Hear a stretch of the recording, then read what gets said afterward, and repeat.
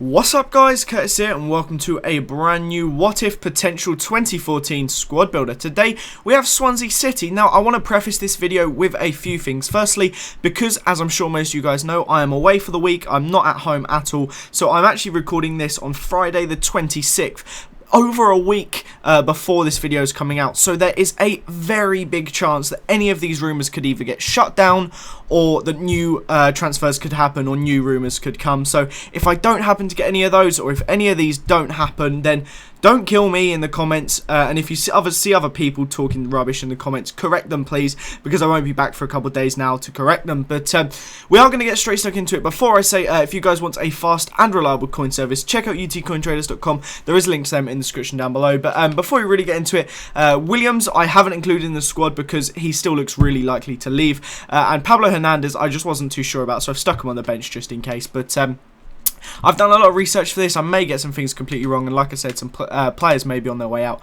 that weren't at the time recording. But in goal, we have Vorm. Had a really good season in goal. He did have quite a few injuries, but I can see him being the main goalkeeper. Now, next up at left back, this is an odd one. Now, the player I wanted apparently isn't on the game. Ben Davies, it says he's on the game, and it also says he's got an inform, but the inform has literally no card weight. None have ever been released, and I couldn't find any of his number one on the market, so I've put Taylor in here, but I'm going to try and Photoshop a really bad version of Ben Davies over the top when we move on now. Does that look good? I don't know, does it? I don't know. But anyway, next up in centre-back, we have Chico. I believe it's Chico Flores. Yep, Chico Flores, he's known as. Had a really good season, his first season in the Premier League, and I can't see anyone really taking over his slot. Now, this next one is provided that Williams goes. If Williams goes, they're really heavily linked with signing this Moreno guy. I believe it's Hector Moreno. Yeah, it is. Also got an inform this season. But yeah, if Williams does go, I do believe it's a possibility that Moreno could come in to take that slot.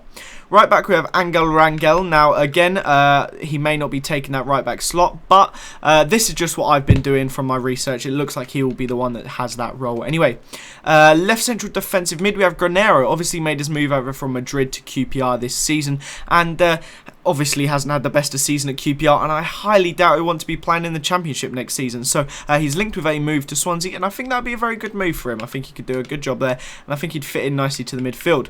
Next up, we had either Key or Britain, but Britain played a lot more games last season, so we're going for Britain. And again, like I said, I can't really see anyone other than him getting that spot. So over in central attacking mid, this is more like a winger role, but this isn't the place he'd play. Like, Shelvey would probably take that role up, maybe, but because we put Granero in it, I am playing Shelvey up here. But I think this is actually a confirmed deal now that Shelvey's moved over there, so I think that could be a really good deal for them. I think he could play really well, and it'll be interesting to see what goes on with him. In right cam, it's not actually a central attacking mid though. It is at Nathan Dyer. He has had a fantastic season for the Swans, and again I can see him playing in like a right winger role there in this central attacking mid position. Next up in centre forward, we have Michu 1-2 Buckle Michu.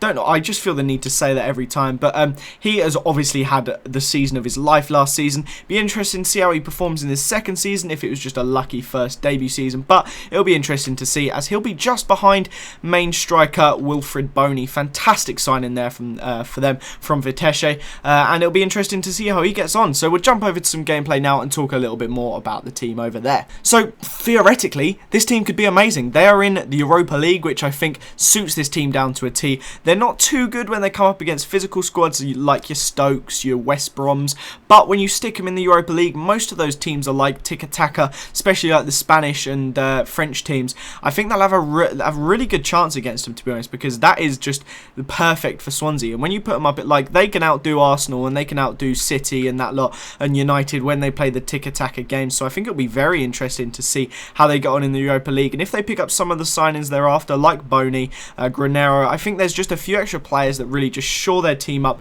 and I think there'll be some amazing signings. So really next season I do think Swansea, provided Michu stays in the form he's been on, they are definitely the ones to watch. So it'll be a very interesting season for them. But that is the end of this episode, guys. I hope you did enjoy it. Leave a like if you did, subscribe to this channel if you haven't already. Have a nice day, and I will see you guys next time. Bye bye.